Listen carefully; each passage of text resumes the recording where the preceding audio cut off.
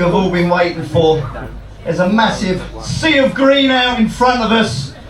Ray is going to do a talk, and then we are going to have a Q&A. I would say for those of you that have questions out here, when it comes to that point, please come right up to the front here. I polished my boots this morning, I don't want to get muddy, okay? Ladies and gentlemen, without any further ado, please give a massive Bushcraft Show welcome to Ray Mears.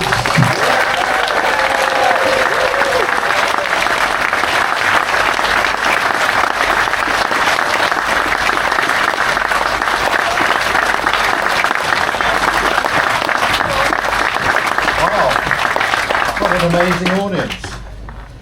Really nice to see you.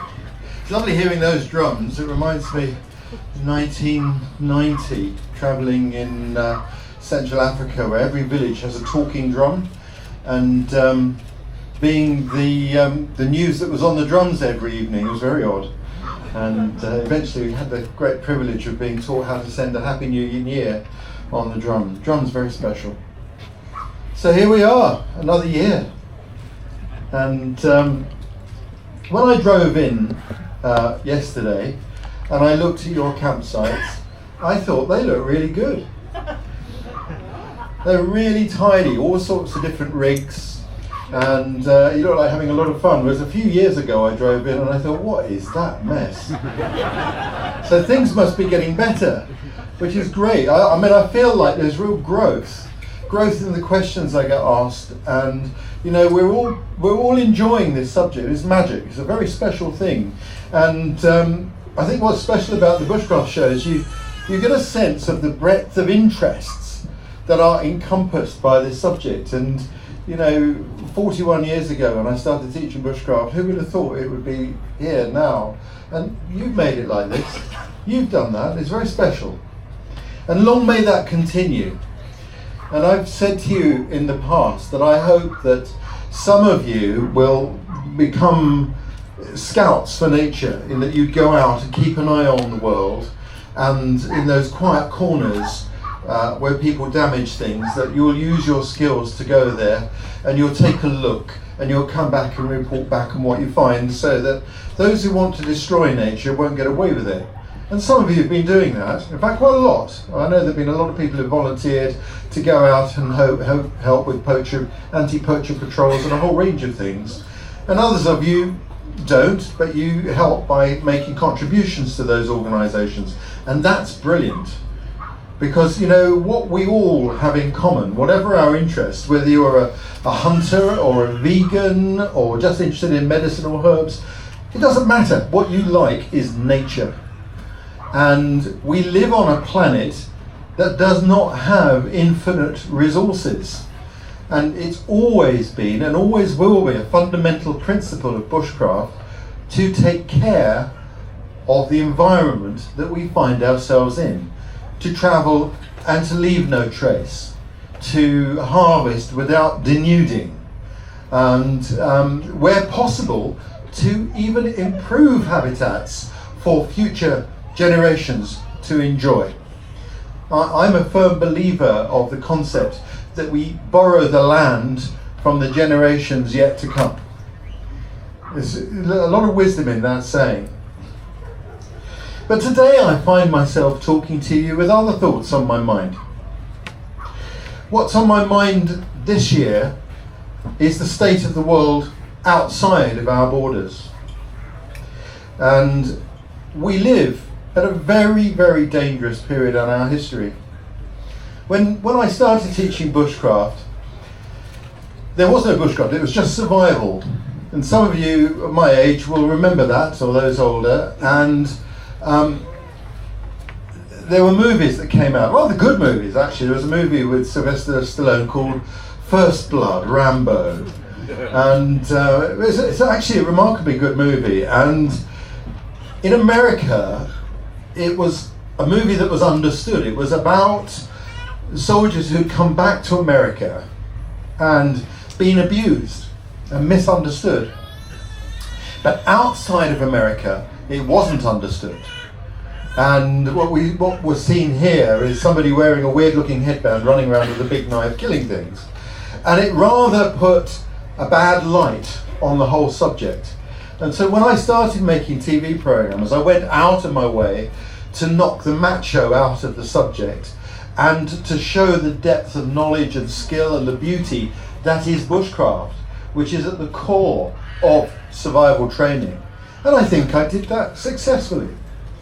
And I'm also glad to say that others have come along afterwards in television and put some of the machismo back in. I've got no issue with that. I think that's quite cool. But right now, we live in a very dangerous time. And who knows what the future holds. But bushcraft has a lot to give the world. It gives you, as you know, it gives you resilience and strength and capability and self-reliance and determination, as well as many other things. And I don't believe there'll be a war in the future, but I do think the possibility is higher than it's ever been in my lifetime. And there's an old saying that the best way to prevent a war is to prepare for one. And there are other people in other countries looking at us as a nation, wondering just how soft and weak we've become. And we had a Prime Minister who stood in the pouring rain to announce that he was calling a national election. I make no political statement, except that the leader of our great nation should at least be able to find an umbrella.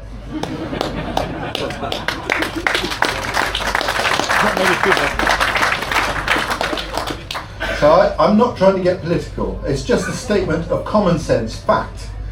And what I'm saying to you is this: enjoy your bushcraft, enjoy your nature, but for the time being, perhaps revisit the survival skills of bushcraft.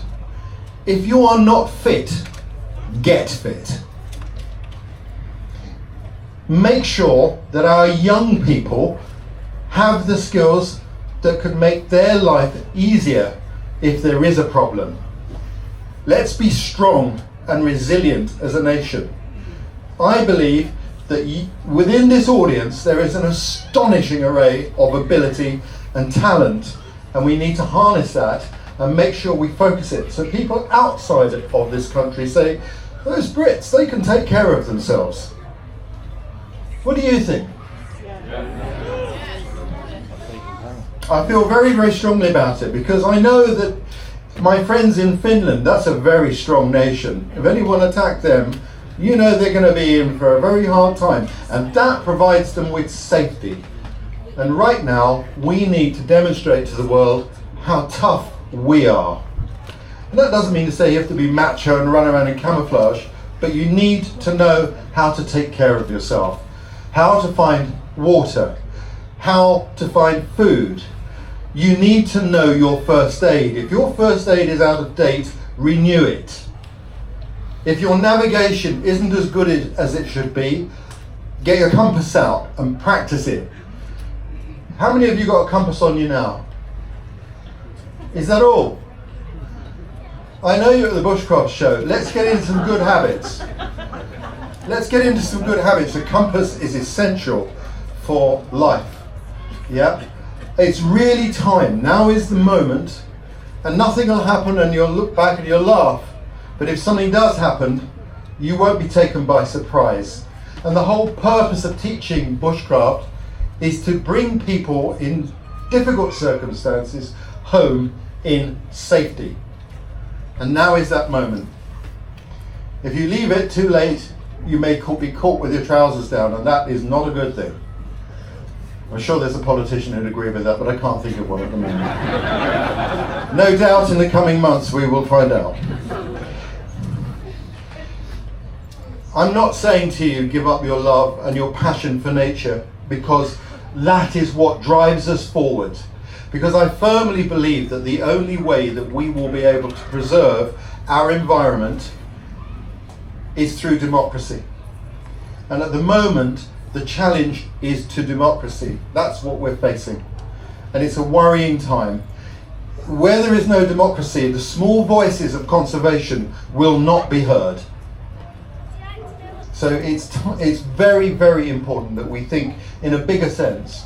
Your skills, your practice, your training has greater purpose now than ever before. And I hope that you will meet that challenge. But the most important thing, get your mind fit, get your bodies fit, and make sure you have all the skills that you need. You know what your weaknesses are. Make a list of them and start ticking them off, making them strong. Then when we meet again in a year's time, we'll have a laugh about it, and you'll be even more skilled, which would be wonderful. I'll come in and I'll just fall over backwards going, oh my good, look at this amazing campsite. Fantastic. Many of you are involved with the training of young people in outdoor skills. You don't need to worry them about the political situation in the world. You just teach them their skills, but you put a slightly different emphasis on it. When you teach them fire lighting and they've learned their fire lighting, take them out in the dark without a torch in the rain and get them to do it again. Remember the old saying, train hard, fight easy. Yeah? Push yourselves. Push those you teach. Push those you share the skills with. You need to become hard and tough in your bushcraft. That's really important. I feel that there's been a honeymoon period which is kind of coming to an end. So that's my message to you this year. I really want you to become really, really firm in what you do. Not woolly around the edges, no woolly-footed thinking, but totally pragmatic. Yeah? People who hold an umbrella when they need it. But bushcraft, aside from that, of course, brings so much joy. And the last time I spoke to you, I was having a rant at woke things. And we had one letter from somebody who said that I was excluding people. Quite the opposite. The very fact I was discussing woke things is because I know that you understand that bushcraft is the most inclusive of subjects.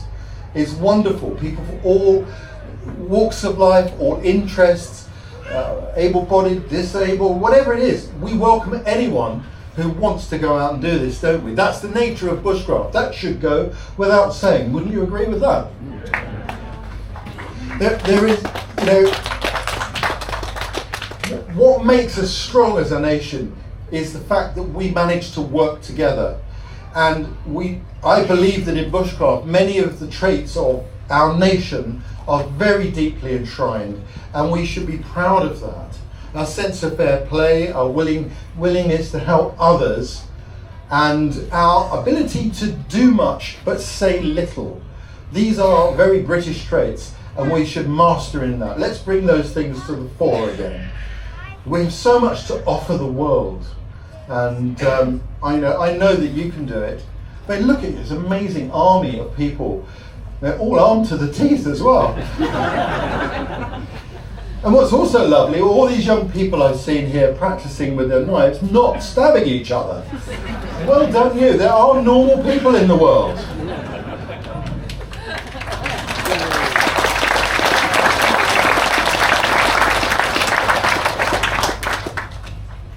Just coming up, 3 weeks ago, I had to go to Dartmoor, and I was given the task of starting the 10 Tours event. I don't know whether some of you will know what it is, some won't, but it's a cross-country challenge for teams of young people of mixed abilities across Dartmoor of different lengths. Some of them do 55 miles, and they, of course, it's not a competition, but there is a degree of competitiveness. And I stood there on Dartmoor in a state of shell shock as I looked up on this hillside at a scene that reminded me of the movie Zulu. 2,800 young people with rucksacks on their backs, champing at the bit to be released. And nobody had warned me that when I say go, they charge towards me. When I eventually emerged from the ditch I took shelter in, covered in peat, I looked up to see them vanish and the moor swallow them. But let me tell you, the night before, I walked around the campsites. In fact, some of you may have been even there. I walked around the campsites and I talked to those young people, and I quizzed them. I asked them questions that really were tests to see what their knowledge was. They were well trained, they were good navigators. And I felt like Henry V on the eve of Agincourt, walking through the camp. It was very special. And this is what I saw. I saw 2,800 young people and their adult leaders who have done an amazing job in their training and organisation of the event. But the young people were polite, they were willing, they were well motivated, and they were enthusiastic. Exactly the opposite of what the press tells us young people are today. And I believe that represents what young people in this nation truly are. And we must make sure that in the coming debate that is coming, as the parties vie against each other, they'll talk about knives. Let's remind our MPs it's nothing to do with knives, but the hands that hold them and what motivates their minds. This is very important.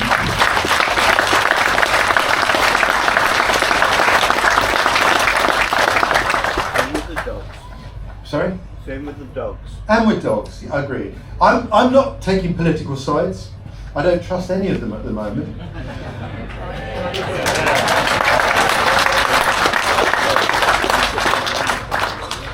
But like it or not, we need politics and we need politicians. So now is our moment to hold them to a higher standard. So when they come asking you for your vote, you make sure you tell them what you expect of them. Because we need better leadership in this country, and we should be demanding it.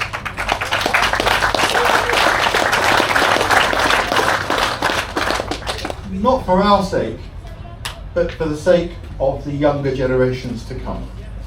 This is really important. Otherwise, the freedoms that we have enjoyed, the opportunities that we have enjoyed, will disappear. The thing that has annoyed me most in the last 18 months or so, since COVID, is the number of outdoor areas where parking used to be free, where now we're being charged at high rates just to park in the countryside to go for a walk. That happened, we saw it, we did nothing about it. It's very important that we fight for our liberty, our freedom to go outdoors, and many of the people, as you know, during COVID, who needed access to the countryside most are those least able to pay those fees. We need to put some of these values on our agenda. So don't let bushcraft just be something you do in an embarrassed way in the woods. Think of it as something that's more important, that has a benefit to the whole nation, because I know it does. And should the worst come to the worst, and you've done your job right, there's a greater chance that our youth will come back in one piece. Thank you very much. Okay. Phil, you come and work this side. Are you going to come and grab a mic off Andy, so we can have two of us on the mics, and I'll come over on this side. Sorry, just give us a second. Let's have a hand up over on this side, because I've already got a mic and I'm ready. Anyone right at the front? Let me give you the mic so that everybody... I'll call it out. The first question is, why don't you put yourself forward too for going up for a bit? I'm 60 and I can't stand those sorts of people. I don't want to hang around them, and give him an umbrella. I might hold an umbrella. Everybody was struggling when COVID kicked off, but that's how disabled people are all over the side. My wife and myself are both disabled, but she's 24-hour care. But how many people were struggling to cope with it mentally, and the only way that's myself is going out in the woods. Yeah. And that's how many other people around here. He's asking how many people struggled mentally with COVID. He's disabled, and you find going out in the woods is your medicine, yeah? But my wife is as well. And your wife as well, yeah? I encourage it with Wigan Council to go outwards. Encourage people to go out. I think we all agree with that. And remember the term green belt. That's going to be on the agenda. Yeah. And we need green belt. That was put there by our predecessors for those moments. They had wisdom, which is something that seems to be in short supply today.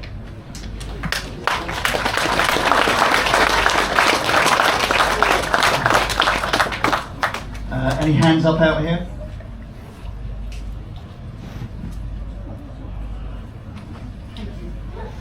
When you're out and about in the woodlands and you do anything with bushcraft, what has been or would be your biggest fear? My biggest fear? I don't have one. But honestly, I often get asked that question. And I don't say that arrogantly. I've got two things I must say. Before I answer your question, the last time I was here, somebody asked me what mistakes I'd made, and I couldn't think of any.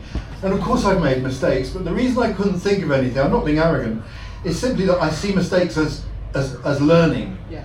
So I try to turn that into positive thought. So that's why. Now, in terms of fear, I think fear requires anticipation. So if you know you're about to do something dangerous, you can be fearful. So you're about to jump out of an aircraft, is every reason in your mind to be afraid. And what do you do? How do you handle that? Well, you should concentrate 100% on your training, and then fear doesn't have room in your mind. And in the wild, if something goes wrong, it happens so fast, you don't have time to be afraid. You simply have to respond to it. The ice breaks under your snowmobile, or a dangerous animal suddenly appears beside you. There's no time for fear. You have to respond. So you have to have done your homework to know what to do under those circumstances. So there's nothing really in nature that frightens me. The most terrifying thing in the world are people. Thank you.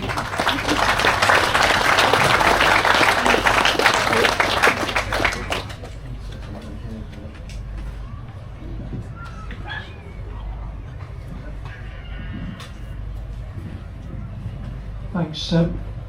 I think about the best piece of television I've seen you do, Ray, was your series on the heroes of Telemark.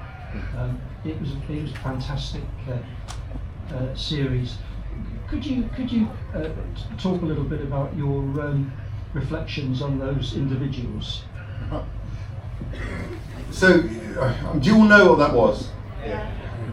So the individuals, the men themselves, when I met them, and I said I'd like to make a program about what you did, they said, oh, no, we didn't do anything special.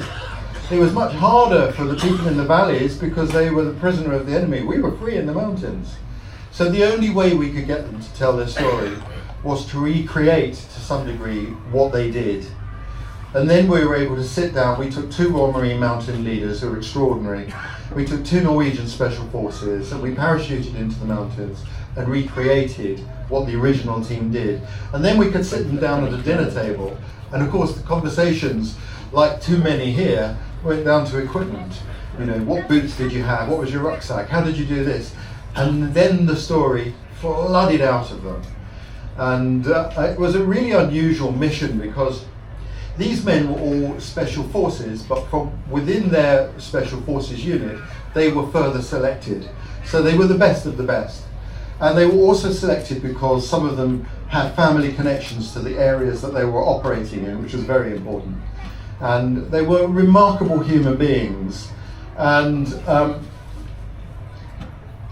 3 of them really stand out for me. Jens Anton Poulsen, who led the grouse party, was a very remarkable leader, a very good hunter.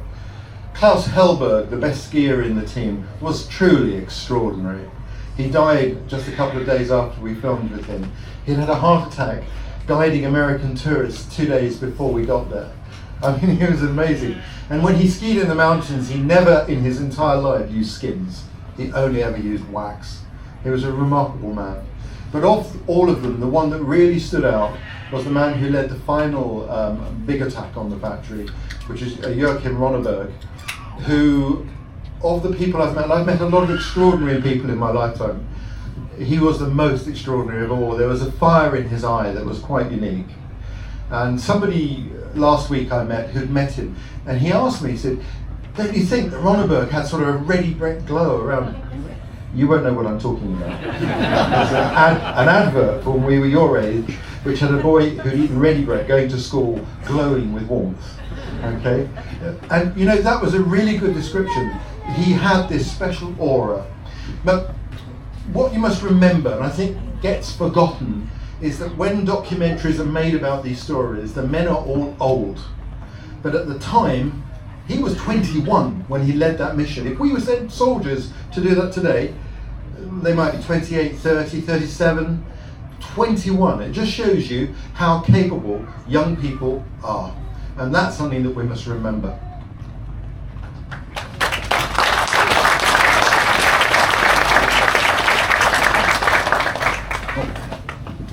One of your heroes is Grey Owl. What would you like to ask him? What would I like to ask Grey Owl? Oh, that's a really good question. I have to think a moment. So Grey Owl was, if you don't know who he was an English boy who grew up wanting to be an American Indian. And he lived in Hastings, and he was mad on nature and anything to do with Indians.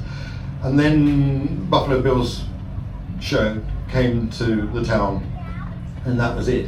And he said to his maid aunts, I want to go and live in Canada. And they said, you must go to work for a year and then we'll discuss it.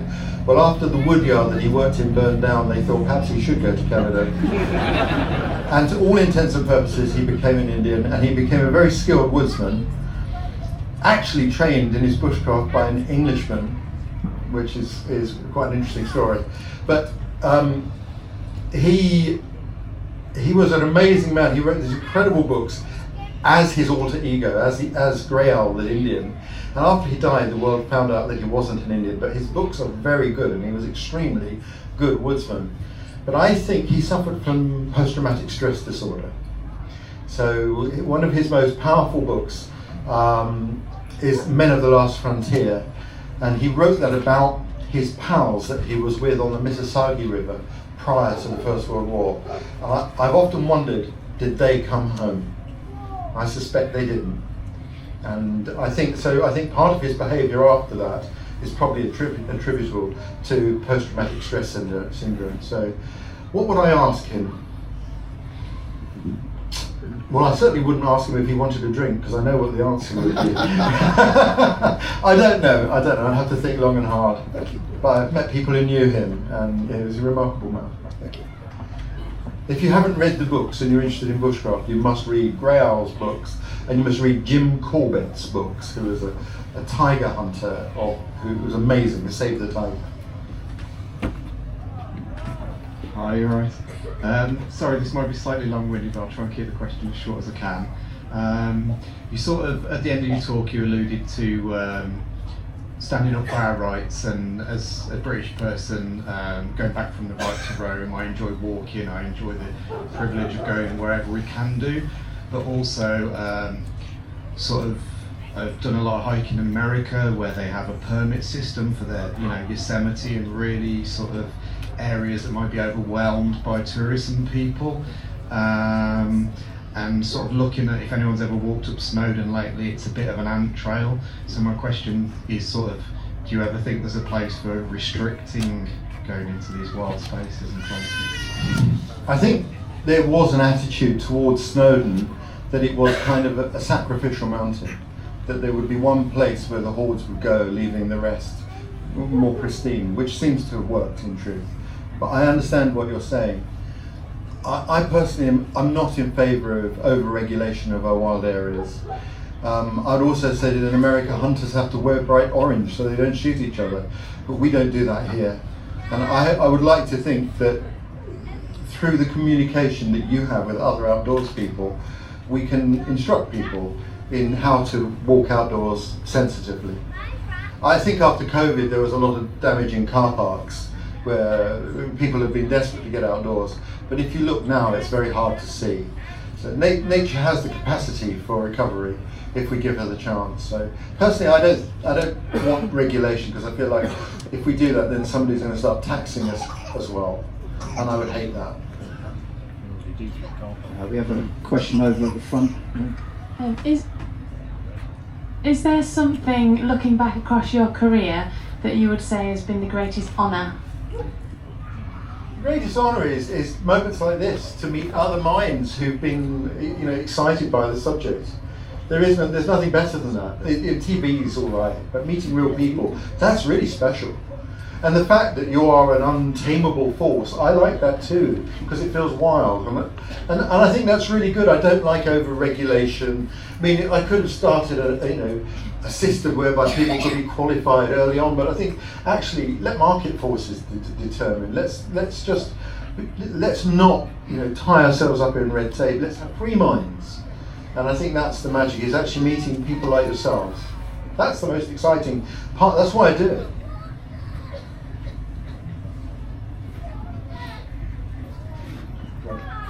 The question down here, look.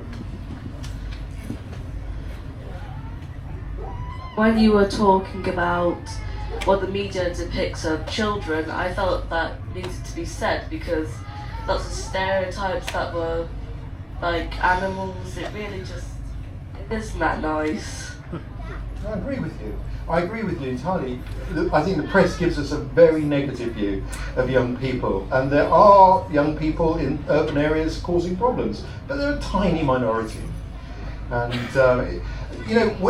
when I see a youngster on news cameras in North London attacking someone with a machete, I can't see any difference between that and the Prime Minister holding up a zombie knife. They're both using fear to try and manipulate people. And neither of them are depicting how the real world is. But I think one thing that we should also be very wary of is the amount of violence that comes into our homes through our television sets. You try turning on your TV and finding a program on an evening where there is not a handgun, at least a handgun, involved in some sort of violent crime. Some of the things I've seen recently, Reacher, is horrific. The underlying message is the gun solves all problems, which of course it doesn't. But that does not reflect the reality of our lives. But I think that desensitizes people to violence, and that really worries me. And I like an adventure movie, but I don't like gratuitous overuse of those images, and I think that's something we must be very careful of. You all like those movies, don't you?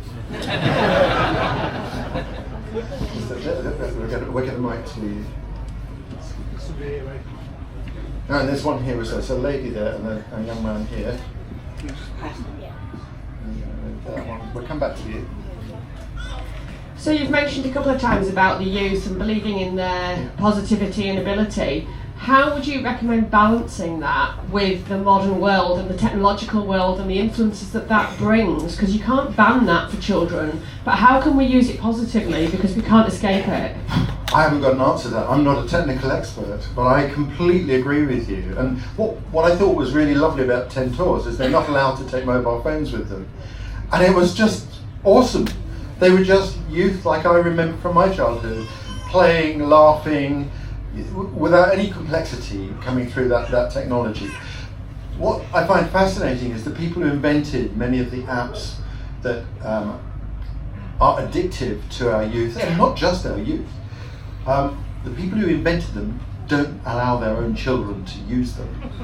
And I think we have to train people in the use of two compasses. This one that we keep in our top pocket, but the other one, which is a moral compass. And we need to work really hard at that, but we need to express ourselves. I'm expressing myself today, and we all need to express ourselves and create a tide of change. Every leaf that drops in the autumn contributes to the season, so no one voice is too small to help make a difference. I mean, last year we had a young man here who said he felt isolated because he wasn't involved in social media. And it was really interesting. Who taught you bushcraft? I started with a gentleman who fought in the Second World War in the jungle of Burma. That's where I started. And then lots of people. You never stop, and I'm still learning now. That's the magic. That's the fun of it, is the learning. Ray, I've got one over here on your left. Far away. On your left, mate. Hey Ray, legend, been watching you since Treks. Oh no, you're old. I'm very young on that programme as well, mate. You want to watch I'm it? even older. I was saying to my buddy the other night, I can remember first getting into like survival bushcraft stuff by watching Rambo First Blood. And we all saw him, me and my mates, running around woods with this great big knife with an exciting compass on the top and contents of matches and fishing lines and all this stuff. Me and all my friends at 12 went off to our local army store, Yeoman's in Chesterfield, and bought ourselves one of these. It must have been a good 12-inch long Rambo knife with a detachable compass on the top. And I was saying to my friend, the lady in the store never batted an eyelid. The three lads at 12 were in shop buying these pleather leatherette camouflage case Rambo knives, and we didn't want to stick him in anyone. All we got in his mind is we wanted him on his belt, in woods, being able to make a fire or sharpen a stick or whatever. We just had lots of innocent fun. And did you go to school as well? Yeah, of course. There, I think, is the difference. Yeah. There, I think, is the difference. When I was at school, for 2 pence, the headmaster, who had amazing handwriting, would engrave your name on your Swiss Army knife, and everyone was expected to have one. Oh, yeah. I still have it. My boy yesterday, I bought him from one of the stores over there, my first penknife. Yeah. And we've been supervising him, watching him sharpen sticks, and he's had a fantastic time. He's never once said, "Can I stick this in someone?" or anything like that. I think many of the people that are committing the crimes chose not to go to school. Yeah. And from what I can understand, a lot of them have also, we've got the teenagers stabbing each other in urban areas, but also there are also these criminals who are in their mid to late 20s, up to 30, who think that is their career because they didn't go to school. And what we do with them, how we rehabilitate them, I have no idea. And they're very dangerous. And but I don't think the rest of us should be tarred with a brush because of their bad behaviour. This is what's worrying me. That it's here. I was saying to my friend before we came, I think there'll be a lot of open carry, to quote the Americans, like knife carrying, which would never happen. But it's also quite refreshing to see people walking around and they've got knives on their hip and stuff like that. So I mean, earlier when I was doing a demo, I had my knife on. No, I haven't, because it's not appropriate right now. Exactly, it's appropriate to the situation. We have to show responsibility in what we do. Yeah. We need to be proper grown-ups about this if we're going to have a debate. But the point I would make to you is this: if someone tries to legislate against knives, it will not work. It's already illegal to stab someone. The problem makers do not abide the law. And that's what we have to deal with. We need to find a solution to the cause. This has got this bad rate that we go Canadian canoeing down a local river, and I used to teach kayaking and Canadian canoeing and stuff. So I've always had a knife, like a river knife, inside my buoyancy aid, because if you had it on the outside, the children would spend hours, and all they concentrate on is that you've got a knife strapped to the outside of your life jacket. And I was like, we're not doing that, please put that away. You don't need to see it, but if it comes to fruition and I need to use it, I know where it is. But I went paddling with my friend, and I've got now one on my buoyancy that's like fixed on the outside of the buoyancy. But I take it off the buoyancy aid unless the minute I set foot into the boat, because people are that heightened awareness about the knives and things like that. You can see them thinking, what's that on the front of your buoyancy aid? Do you go canoeing often? Yeah. Thank you. Thank you, Ray. There we go. Hi, Ray. Oh, here it comes. Look at all those umbrellas. Rishi! They're all here. Hi, Ray. What are your thoughts on the rewilding situation where they're thinking about bringing wolves and lynx back into the wilderness? Okay, I mean, I think rewilding is a very broad term. I think the concept of rewilding, where we, perhaps in the uplands of Britain, which are very overly grazed by sheep, if we were to allow the waterways, the riparian areas, to reforest, that would be a really good thing. The beaver is proving to be very good, actually. I don't believe in people taking direct action themselves. Any rewilding has to be properly coordinated with the local people. That's very important, and that has been done in Argyll very successfully. And there have been some incredibly successful reintroductions of predators. But when it comes to wolf and lynx, I'm not sure we're ready for that. And my answer is always the same. Let's talk about that when the golden eagle is safe, and when the hen harrier is safe. And I'm not anti-shooting. My view is if a grouse moor has breeding hen harriers, then like in other countries, why don't we give them some sort of financial compensation for their losses? It's common sense. But the problem is this debate is so politicised that the people who are pro the hen harrier are very often anti-shooting, and actually both sides need to work together. Where did the little one go? There's a little one. It's a really tiny. Hang on. I'll bring the microphone to you. What was the hardest choice you've had? What's the hardest choice? Oh, I don't know. Whether to put Wellington boots on or not to come here today. Very difficult. I don't know. Life is full of difficult choices. That's what makes it interesting. What's been your most difficult choice? Deep thought. It's a difficult question. Chocolate or vanilla?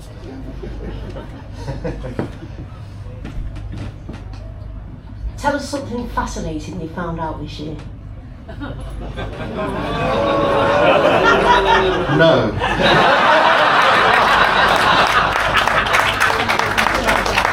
You'll have to wait and see. Yeah. What was your first skill, what you learned? My first girl that I liked. Skill. What was your first skill? A gentleman wouldn't answer such a question. What was that? What was the first skill that you ever learned? Skill!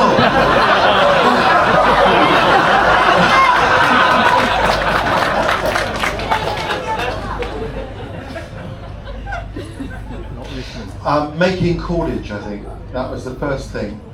Making some rope out of grass. I think that was where it started. Yeah. You almost got me in trouble there. Hi Ray, obviously you've been all over the world doing many challenges, but is there any particular environment like Arctic jungle which is your most favourite because it offers you the most challenge, or? I like all of them, to be honest with you. The most difficult are the wet environments. They're the most uncomfortable. But I love rainforest. In fact, I spent an awful lot of time in rainforest, and there was a period in my life where, for more than 10 years, I was going rainforest to different rainforest to different rainforest to different rainforest to different rainforest, and way out with the last of the hunter-gatherers here and there and everywhere. It was amazing. And then I sort of thought, I've been taking anti-malarial pills for a long while, I ought to stop. And so I hadn't been to jungle for about 15 years, but just a few weeks ago I went back to a jungle and I love it, it's wonderful. So that was cool. I love the Arctic as well. I like the people, I like the challenge. The Arctic is challenging because of the cold, and snow is challenging. There's a saying that if snow was black you would fear it. And I like the challenge of the Arctic. That's fun. The Arctic forest is really, really difficult. And but if you know what you're doing, it's very rewarding.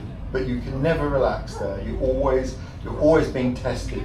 So you've always got to be on your guard and doing the right thing. And I find that's very powerful. In warmer places, you can relax occasionally. Danny's boy, Danny. If there's one place you could go that you've not been yet, where would it be? Oh my goodness. I'd really like to go to Saudi Arabia. I've got an interest in Saudi Arabia, yeah. Ah, that's another story.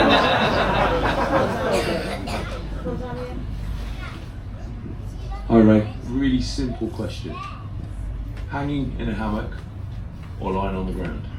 Depends on the temperature. So for me, a hammock is the thing you get into when it's hot. And when it's cold, you want to be close to the ground. By the time you've covered your hammock in blankets and things, it weighs as much as a tent. And in really bad weather, in really cold conditions, you're much better off in a tent. And so for me, a hammock is absolutely perfect when it's hot, or there are lots of insects on the ground. That's what it's for. But I think many people haven't experienced that. And at those moments, the hammock is just the best thing on earth. I like it in the winter. Yeah, no, I know there are people who like it in the winter. Something like a cocoon. Yeah, I understand that. You've got your loft under you. Yeah. No, in the winter I want to be able to go. If the weather's really bad and you get caught in a hammock, you've got nowhere to go. And nature will catch you. It's coming. But I completely understand how you feel. But in the jungle, very often you don't need any sort of covering. You just in your hammock. It's amazing, very special.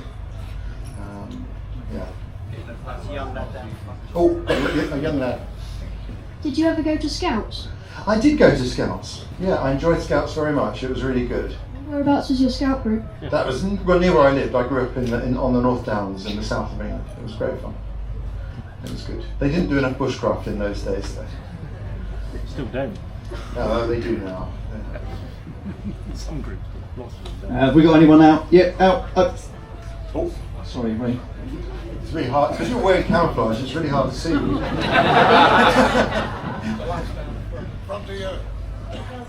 Good to see you again. How do you think we're going to clear up the rivers? Well, the rivers, that's a really interesting question. I don't think the problem is the clearing up of the rivers, is how do we stop further polluting of the rivers? And I think there is a growing tide of public anger and intolerance for what's gone on. I don't have the solution for it, and I'm not going to play politics on it, but what we need are grown-up politicians to appreciate that we need clean air and clean water. What is interesting is in some places there have been local communities who have restored rivers and done an amazing job. So in South London there's the River Wandle, where Nelson used to fly fish, that 100 years ago was described as an open sewer, and now people are fly fishing again. So nature can recover, and it will probably come down to ordinary people living locally who care, who will make the difference. Unfortunately, that sometimes is what's required. How prepared are people for the threats that are at Britain? How prepared are we? I don't think we're very prepared at all. I think our military are very prepared, but I don't think that society is very prepared. A lot of people are trying to ignore it, hoping it'll go away. But the best way to make it go away is to be prepared. Of all the different people that you've met throughout your travels around the world, which is the most challenging bushcraft technique that you've been shown and tried to learn? Well, I saw one thing, I never even attempted it, and that was in Indonesia, where they harvest the sago palm and they process it into kind of like a thick porridge. And I watched this man weave a basket out of palm leaves, all pinned together with the centre part of the thing, and then the base, they all, like origami, came together, and it was watertight. And it was so, I've got photos of this, I just, wow, deep respect, it was amazing. And so easy, he made it look so easy, because he'd done it so many times. What's your favourite thing to do while camping? You said that without moving your lips. Come back to you. Who's that? Sorry? What's your favourite thing to do while camping? Probably swap lies with friends. What's your favourite thing to do when camping? Sharpen sticks. Oh, very good for you. I probably would have said the same when I was young. I've worn out the sticks. Good for you. What's been like your favourite thing to do while you're doing bushcraft? My favourite thing within bushcraft? Gosh. I think navigation is one of my favourite things, because the compass, when you're good with the compass, it becomes the key to unlock the wild. That's a really important thing. And then I've got to a point now when I'm on a trip where I don't mind if I get lost, because I know I can find my way back. It can be very unnerving for people I'm with. A few years ago I was on a canoe trip in Canada, and we had a local guide with us, and he went the wrong way down the wrong river, and I saw that straight off, and I didn't say anything. We were like 3 or 4 hours down this river, and he goes, "I think I've gone the wrong way." I said, "Yeah, you went the wrong way, long way over." He said, "Why didn't you say anything?" I said, "I'm enjoying the journey." And it was really good. You know, it was really good because we went under a log across a small river, and there was a trail of blood going across that where a lynx had taken something it had hunted and gone across this log. I would never have seen that if I hadn't allowed us to go down that trip. So yeah, but see, bushcraft makes you feel at home wherever you are, so you're never truly lost, are you? Oh, got another one here. Who introduced you to bushcraft? That was the guy I told you about earlier, that former soldier. He was a judo teacher at the school I went to. That's where I started. A long while ago, amazing man. Yep. Hi Ray, obviously when you came out you gave quite an inspirational speech. We work for a company where we see around 80 to 90,000 kids a year, teaching them bushcraft and survival. Obviously it was quite inspirational what you said, and it was a good message for all those. If you were to pass a message on to all like the youth, the kids in the schools that like we see, what would your message be to those kids? What are their backgrounds? So, anything. So we have schools come out to us on a residential basis, and it can be anywhere over the UK. We've got like 5 centres across the UK, and they just come out for us from anywhere to 2 to 5 days. Good for you. I think the first thing is they must believe in themselves as an individual, yeah, to be single-minded, and to never ever give in. Yeah, that's good, because obviously we see kids that are, some of them have never seen a woodland before, and obviously when they come out to us they're just completely bewildered by what they see. So yeah, that's a good message. It's good work you do, and of course it's their home as much as anybody else's. Just be patient.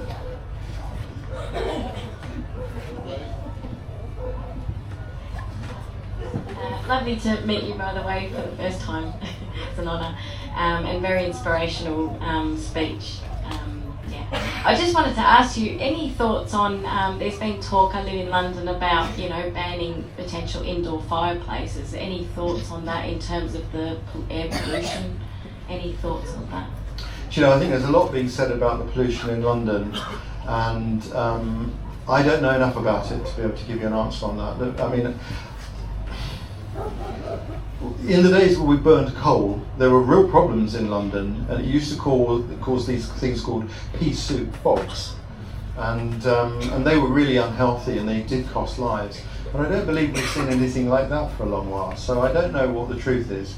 I can't answer. My boss has just said 3 more questions, if that's okay. Yeah, so can we have a hand up so I can see a hand? This. Oh, that's bright. Is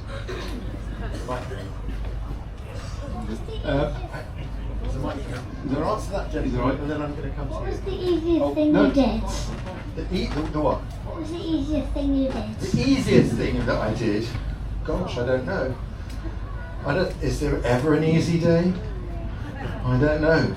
I don't know. That's a good question. I'm sure there are lots of really easy things. I can't think of one right now. You foxed me. You foxed me. But you know what's interesting are the things that aren't easy, because they're the things that seem to make you stronger. What advice would you give to your younger self? Don't waste a single day. I didn't really appreciate that until my first wife passed away from cancer, and then I realised how precious life is, and we use it gratuitously, and every single second you don't get it back. Life is not a rehearsal. I think that's the most important thing. Make the most of it. Yeah. And one more. We've got time for this one more question, please. There we go. What's the closest DNF experience you've ever had while being out in the wild? Sorry to put a dampener on. Well, there have been lots, haven't there? I was in a helicopter crash, that's probably the nearest. I had no control over the circumstances, but I broke the helicopter, so I'm alright. There have been lots of near-death experiences, but you know, you don't worry about it because it didn't materialise. I'm still here. Guys, it's so nice talking to you. I mean, the range of questions are truly extraordinary. But you know, I'm getting old now. This is your subject, and you build it, And but what I say to you is true. Get your compasses out. Get your first aid in place. Get fit. Be strong. Thank you. Ladies and gentlemen, a big Bushcraft Show round of applause once again. Ladies and gentlemen, Ray Mears.